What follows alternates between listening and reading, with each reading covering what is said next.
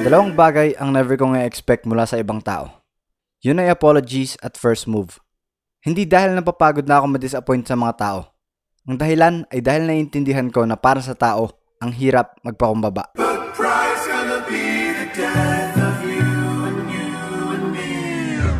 Ang pangit sa pakiramdam na ma-disappoint at mas lalong pangit pag paulit-ulit na nga hindi mo pa alam kung bakit.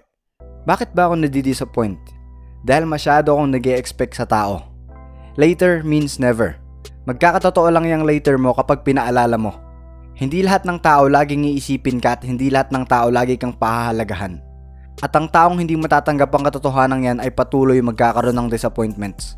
Alam ko, masakit. Masakit mag-look forward sa isang bagay at malaman na nakalimutan lang yun ng taong yun. Sobrang disappointing, mapapatanong ka sa sarili mo kung mahalaga ka ba sa taong yun o wala ka lang sa kanya para makalimutan ka na lang ng ganun. At ano lang ang magagawa mo? Umintindi.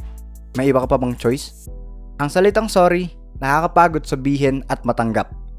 Kasi walang mangyayari. Walang mangyayari kapag hindi ka humingi ng tawad at hindi maayos ang lahat sa simpleng pagsabi ng sorry. Para sa tao, hindi madaling humingi ng tawad dahil sa pride. Sa paghingi ng tawad, inaamin mo na nagkamali ka at hindi lahat kayang magpakumbaba at amining nagkamali sila.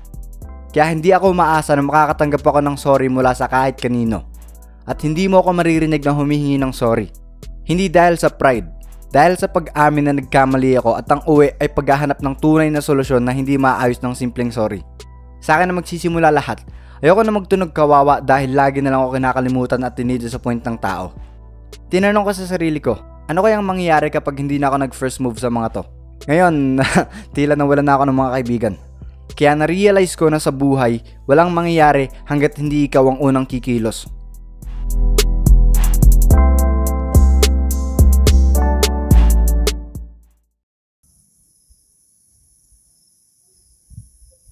Tayong mga tao yung pinakamatatalino at pinakakomplikadong mga nilalang dito sa mundo.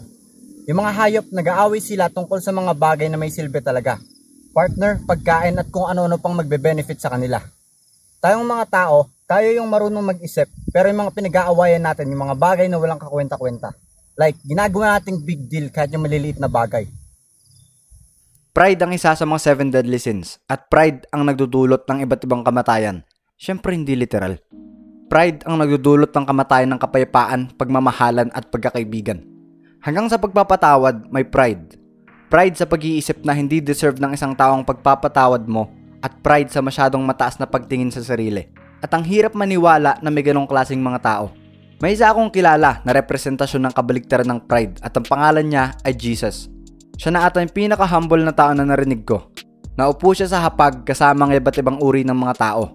Mga makakasalanan, masasamang tao, mga kriminal at kung sino-sino. Walang kahit anong pride, hindi niya sinabi na, anak ako ng Diyos bakit ako kakain kasama ng mga taong yan? Ang pagiging humble ay isa sa mga pinaka-cool na bagay na pwede mong gawin. Madali lang maging mayabang Lagi ko din naiisip yung humility.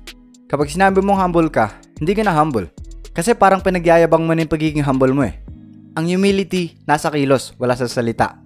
Hindi ikaw magsasabi na humble ka. Makapagsabi lang nun ay yung mga tao sa paligid mo at ang Diyos. Hindi ko alam kung may sense pero dati ko pa naiisip yun. Ang hirap magpakumbaba. Mahirap magpakumbaba dahil sa inggit. Mahirap magpakumbaba dahil tila nagpapataasan tayo sa social media. Mahirap magpakumbaba dahil lagi tayong may gustong patunayan. Mahirap magpakumbaba dahil masyado nang tinaas ng tingin sa sarili ang pride. Mahirap magpakumbaba dahil hindi maamin ang mga pagkakamali at hindi maamin ang katotohanan na tao lang tayo. Mahirap magpakumbaba dahil hindi mo sinusubukan. Sinusubukan matuwa para sa iba. Sinusubukan makontento.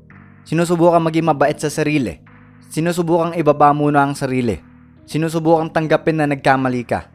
Maraming bagay makapag-justify sa pagmamataas, pero mas maraming bagay ang pwedeng magawa para magpakumbaba. Bars. Hindi ba nakakapagod magyabang? Kasi ako pagod na ako. Tuwang-tuwa tayo sa sarili natin para sa mga nagawa natin dahil natural ang pakiramdam na yun. Popost natin sa social media, makakatanggap ng ilang compliments pero sa daan-daan o 10-10 mga comments na yun, 1, 2 o wala yung genuinely proud para sa'yo. Sana mali ako.